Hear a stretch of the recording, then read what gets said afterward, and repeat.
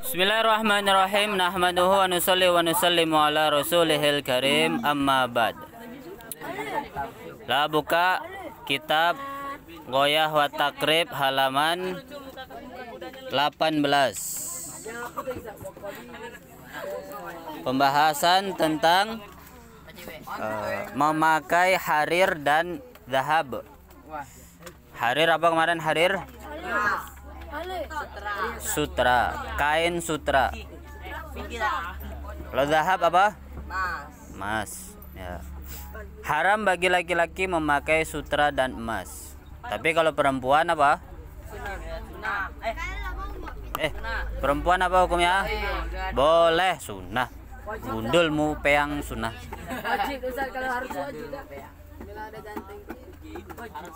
Wajib gundulmu peang.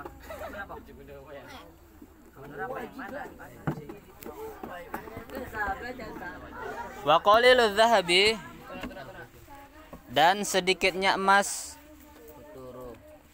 Wa qaliluz zahabi, dan sedikitnya emas. Wa kathiruhu, dan banyaknya emas.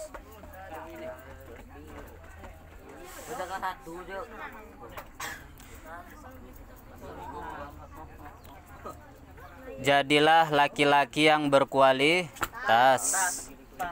Berkualitas bagaimana? Apa maksudnya berkualitas?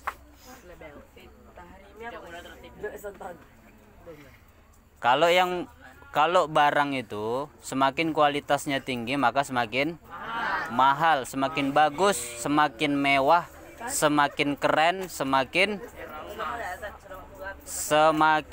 dihargai.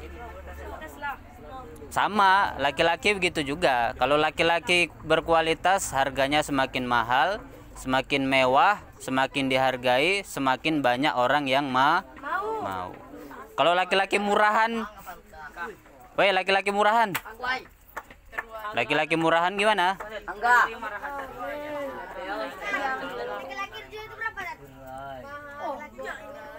Siapa yang nyuruh jual tuh siapa? Biasanya barang murahan tuh dijual di pasar. Tahu barang di pasar tahu? Barang di pasar itu siapa saja boleh beli, siapa saja boleh pegang, siapa saja boleh menawar.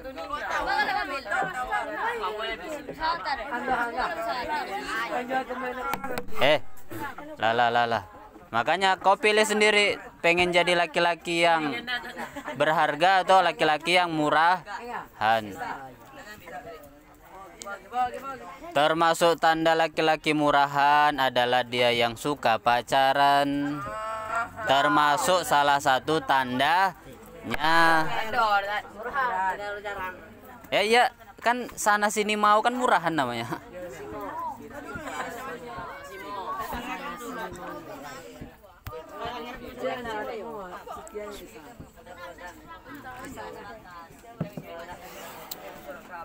Fit tahrimi, dalam keharaman.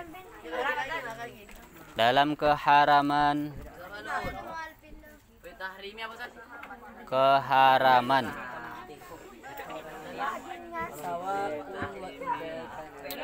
Itu sawaun sama.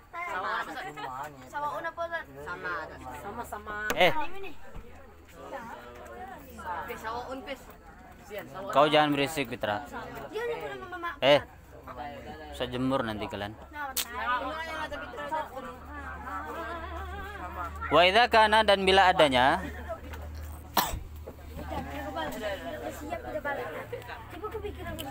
Dan bila adanya ba'du thawbi, sebagian pakaian.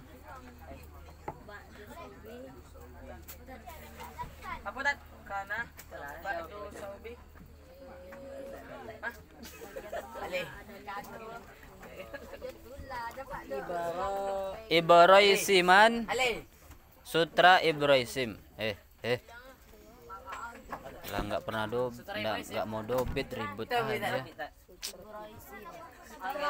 Sutra Ibrahim.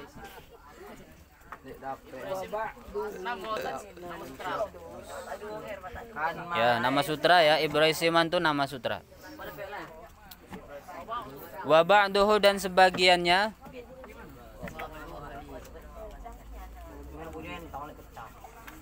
itu kutenan katun. Kutenan bukan katun ya.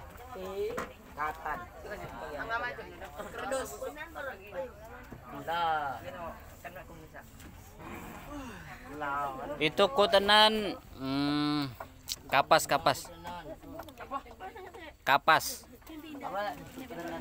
Bahan dari kapas. Au katanan atau bahan dari katun. Katun. Au katanan katun, au kutenan kapas. Baju yang terbuat dari bahan kapas. Jaza maka boleh.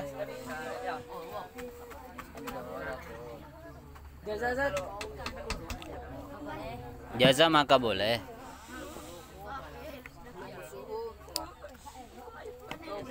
Lubasuhu memakainya.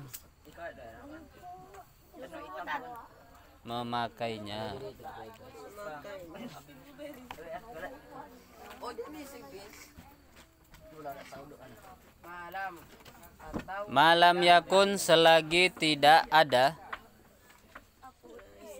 Malam yakun selagi tidak ada.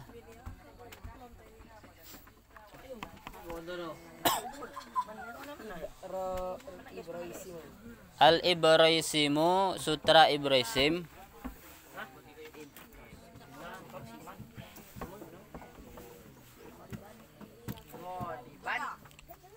Itu goliban lebih banyak.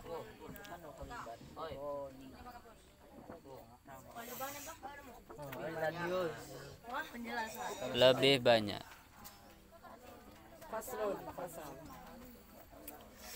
Lah dilihat,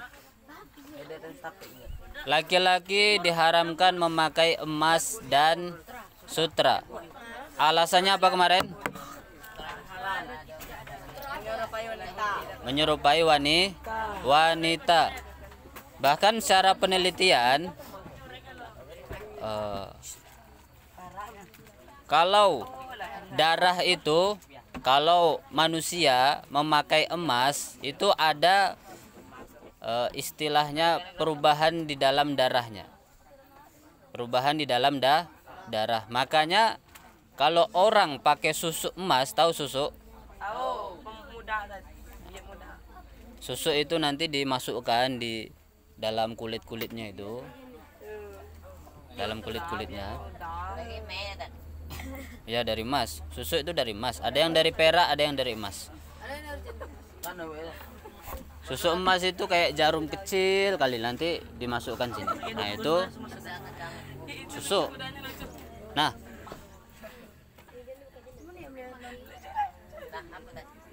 Nah secara penelitian memang kalau emas ditaruh di dalam kulit itu akan memancar. Tahu emas itu kan memancar kan, kuning kan. Nah, jadi kenapa orang itu kalau pakai susuk emas jadi lebih kelihatan cerah? Ya karena memang emas itu bikin cerah kulit. Haram ya. Kalau untuk laki-laki haram. Perempuan boleh. Perempuan pakai susuk emas boleh. Emas palsu nggak boleh ya, bahaya. Nanti kulitnya bisa rusak, bisa busuk. Emas palsu ya nggak apa-apa. Kalau cincin emas palsu ya nggak apa-apa. Ini susuk ya. Susuk itu harus perak dan emas. Kalau laki-laki pakai susuk perak boleh nggak? Boleh. Haram dan. Boleh pakai susuk perak. Harganya mahal, 1 juta lebih. Besi nggak boleh ya. Tapi ini syaratnya satu. Syaratnya tidak boleh ada ritual-ritual khusus. Misalnya apa? Misalnya nanti harus pakai darah. Nah, itu nggak boleh. Harus pakai tumbal, nggak boleh. Jadi gimana? Ya sudah, susu itu dimasukkan aja jarum, bismillah, seret langsung masuk, dah, boleh. Masa suka Ustaz enggak ada. Kok masuk seorang, ya ada dukunnya lah. Masuk seorang. Dukun Ustaz. Ada yang ahlinya. Dokter. Susura apa? Kan anak susura public center.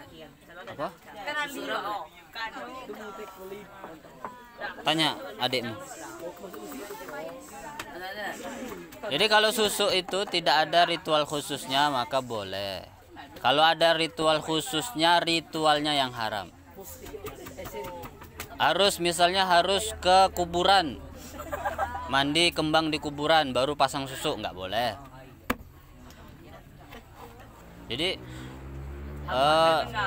kiai-kiai di Jawa itu sebagian ada yang pakai susu perak. Boleh. Perak ya, laki-laki yang perak. Samo. Biar kelihatan lebih muda. Apain pakai susu? Udah ganteng kok pakai susu. Yang jelek-jelek itu pakai susu. Ustadz udah ganteng, ngapain pakai susu?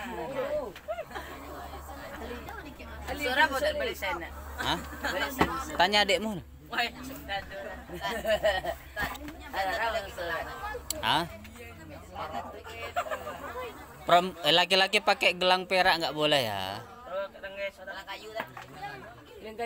Gelang kayu itu gelang untuk perempuan, nggak boleh juga. Laki-laki bolehnya pakai gelang karet.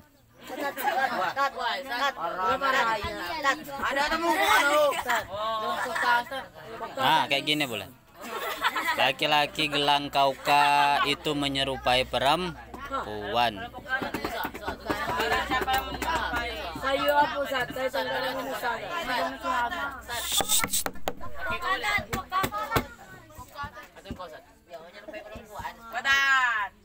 Pokoknya apapun yang menyerupai perempuan haram.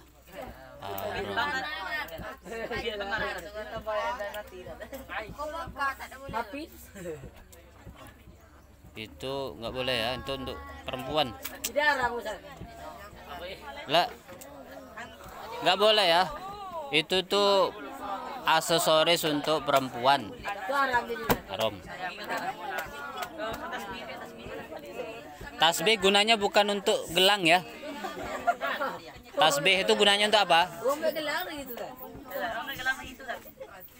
Kalau tasbih tidak apa-apa. Tapi tasbih itu bukan untuk gelang ya. Tasbih itu untuk apa? Zikir.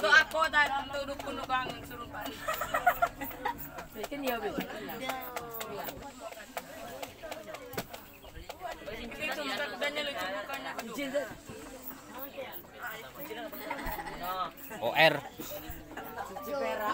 Nah, kan? Delvino minum ini ya. Makan telur yang banyak. Makan telur yang banyak. Ya. Biar otaknya cerdas.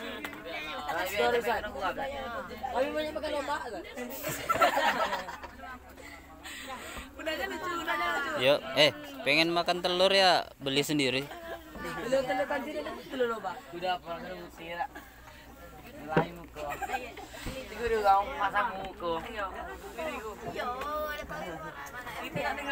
Lah.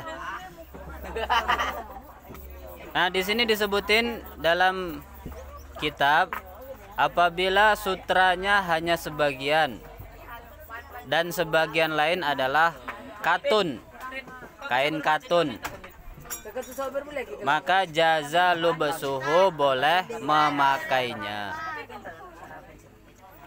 Malam yakun al ibrisimu ghaliban, selagi tidak ada sutra Ibrahim, sutranya tidak lebih banyak. Boleh, sutranya 30%, katunnya 70%, boleh dipakai. Katunnya 50%, kemudian apa? Sutranya 50%, boleh. Sutra 51%, katun 49%, haram. Enggak boleh. Apa? Itu sudah ada tulisannya ya biasanya. Di komposisinya itu cara membuat kain ini. Ada. Jadi kain itu nanti ditulis di situ, sutra 20%, sutra 10%. Nah, itu ada. Nah, kalau sutranya sudah 60%, maka itu haram, nggak boleh dipakai. OR2. Udah dibilang haram, halal pula. Udah ada dia aneh-aneh.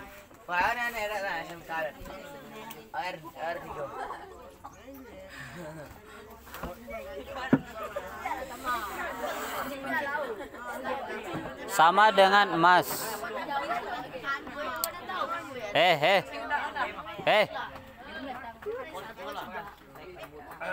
Sana kalau ribut sana. Pergi ke pondok sana.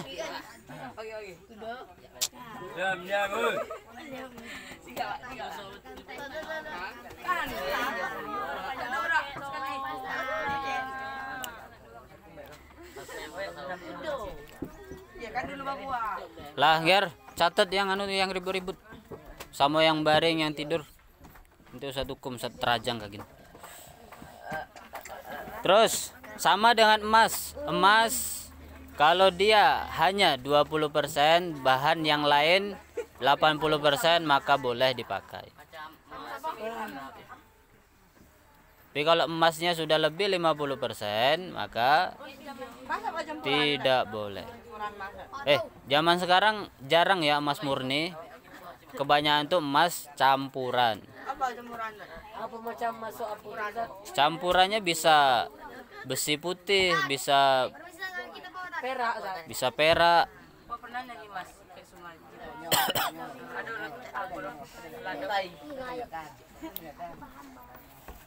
Tapi kalau emasnya sudah 51%, maka haram. Sekali ya. Pakai jam boleh tak? Jam boleh.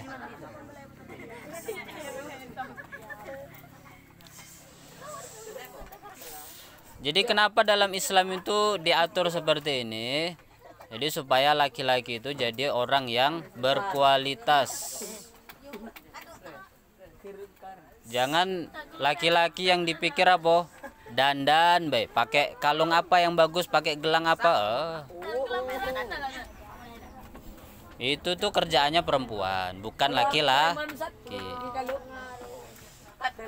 Kamu jadi preman? Ya preman di kalung. Apa bisa pula pakai tato?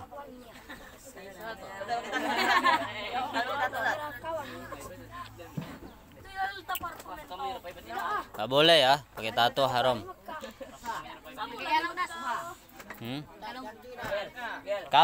Kalung sama ya. Kalung itu untuk perempuan bukan laki-laki. Kalau tali ya nggak apa-apa. Tali rapia. Nah, pakai tali rapia kalungnya laki-laki boleh. Bagi apa? Bagi Hah? bayang. Rantai kapal. Wah. Iya, rantai kapal taruh sini.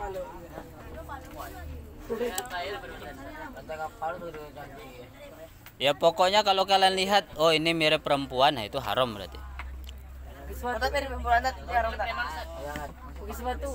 Pakai gelang, pakai kalung mirip perempuan haram.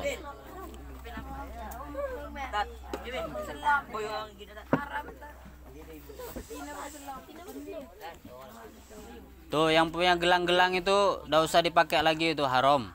Dengar? Belakang.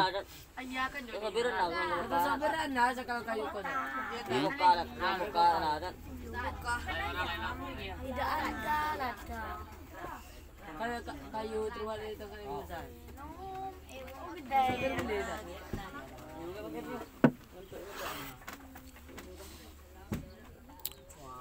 Terus faslun. Faslun bermula ini itu fasal.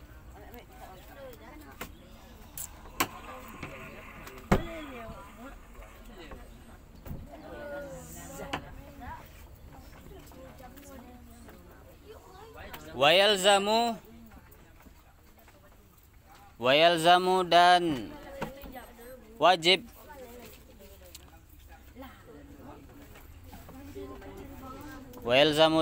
fil mayyiti dalam mayit jenazah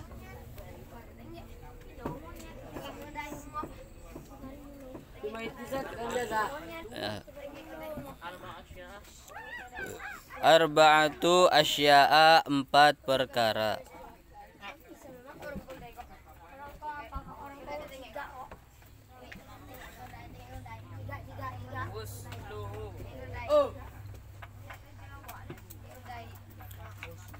Empat perkara. Gusluhu yang pertama memandikannya. Gusluhu memandikannya. Memandikan mayit.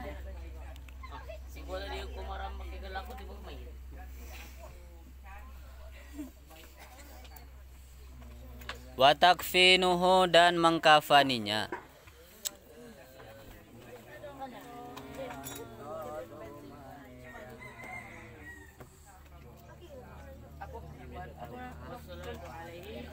Wassalatu dan sholat alaihi atasnya.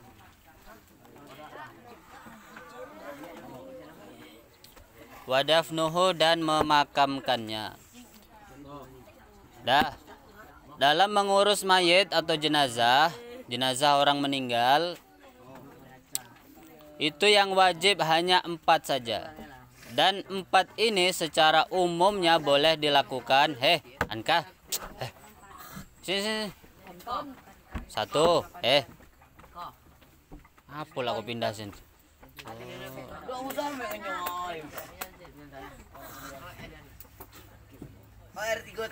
Yang penting ada 4 ini, maka sudah tertunaikan kewajiban mengurus jenazah.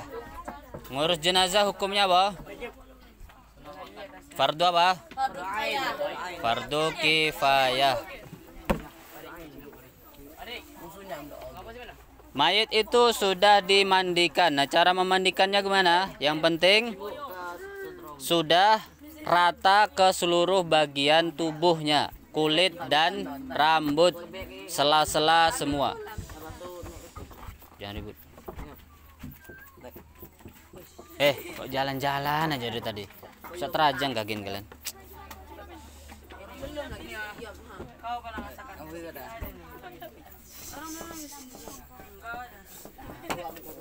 Di syarat wajib memandikan mayit, intinya apa tadi? Sela-sela badannya. Meratakan air ke kulit dan rambut di seluruh badan mayit. Itu sudah cukup. Nah, itu hukum dasar memandikan mayit. Wa takfinuhu dan mengkafani mayit. Lah, hukum dasar mengkafani mayit ya.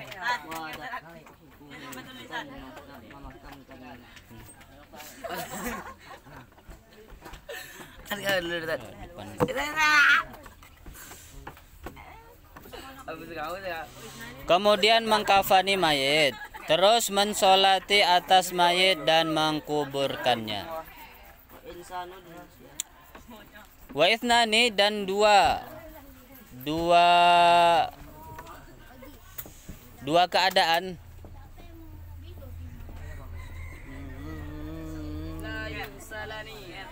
Layuk salani yang tidak dimandikan. Ya, diulang lagi. Tidak dimandikan. Wala yusalla alaihima. Wala yusalla dan tidak disolati. Alaihima atas keduanya.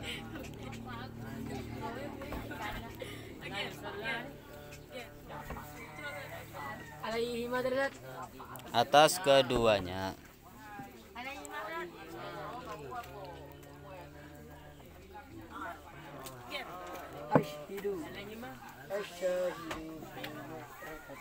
Dia ada 2 mayit yang tidak dimandikan dan tidak disolati. Baik yang apa Ustaz? Yang pertama asyahidu, orang yang mati syahid. Sudah bayi baru lahir yang tidak ada tanda hidup. Fi ma'rakatil musyrikin, dalam memerangi orang musyrik.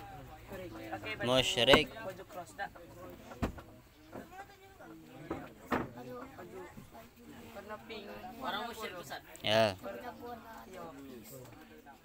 Apa Ustaz? Asyhadi. Pilih. Wasiqatu dan bayi. Wasiqatu dan bayi. Yang baru lahir. Alladzi, ya bayi.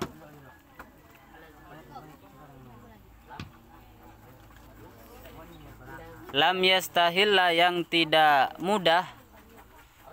Yang tidak mudah. Mudah apa mudah? Mudah. Lah, Sorekhon, dalam keadaan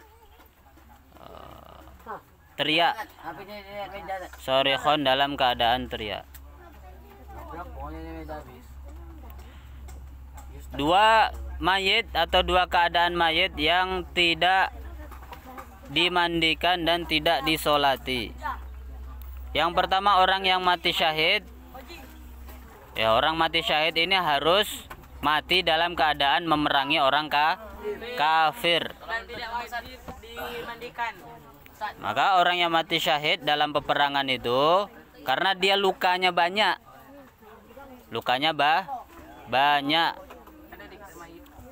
Maka tidak dimandikan dan tidak disolati. Tapi sebagian ulama mengatakan hanya tidak dimandikan saja, tapi masih disolatkan untuk orang yang mati syahid. Hah? Untuk apa? Nuntut ilmu enggak ya? Nuntut ilmu tetap dimandikan, disolati seperti biasa. Mati syahid tapi bukan ma'rikatil musyrikin. Kemudian bayi yang lahir tidak bersuara, jadi lahir itu sudah meninggal. Jadi belum sempat hidup bayi tersebut, maka tidak perlu dimandikan dan tidak perlu disolat.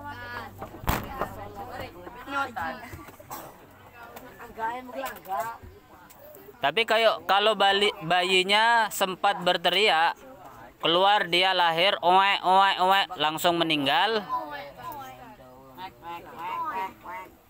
Keluar abdi, oe. Atau Delpino, keluar dia, oe, langsung meninggal. Misalnya, maka tetap disolati dan dimandikan. Dikafani. Sama ya, dikafani, dikuburkan.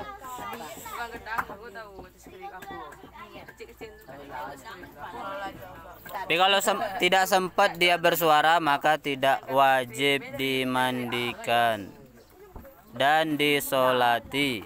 Lah, mending tahu Sal. Ada pertanyaan? Hah? Nanti.